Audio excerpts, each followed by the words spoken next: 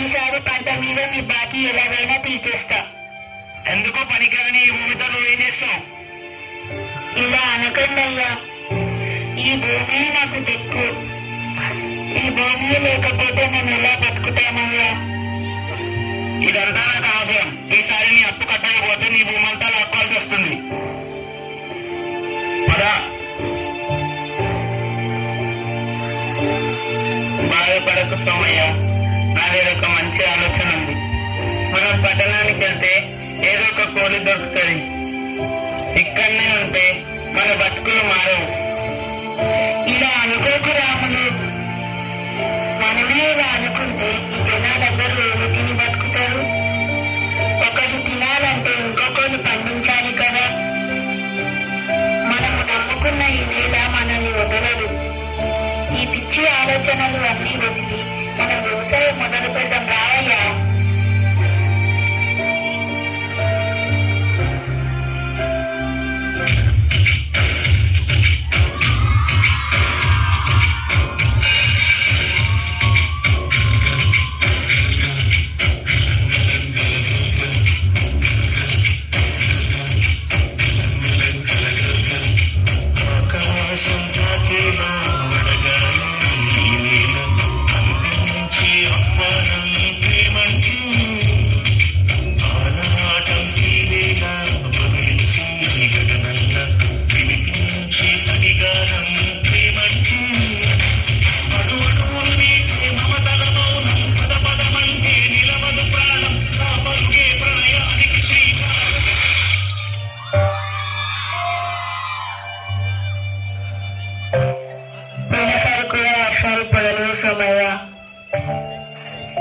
ఈసారి కూడా వర్షాలు పడకపోతే నీ అప్పులా తీరుస్తావయ్యా.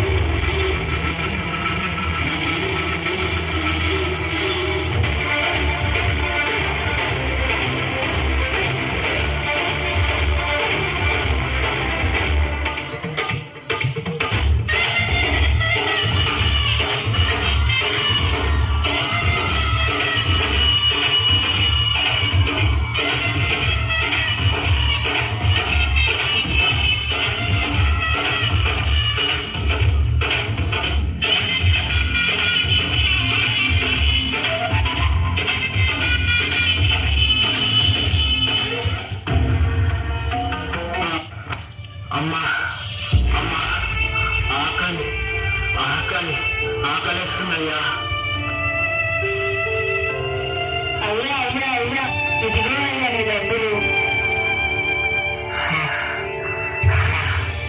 డబ్బొద్దయ్యా, అన్నం అన్నం కొంచెం అన్నం పెట్టండి.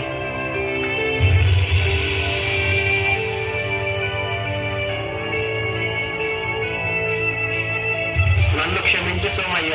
ఇన్ని రోజుల డబ్బున్న అహంకారంతో నిన్ను చిన్న చూపు చూసిన, నిన్ను చాలా బాధ పెట్టినా.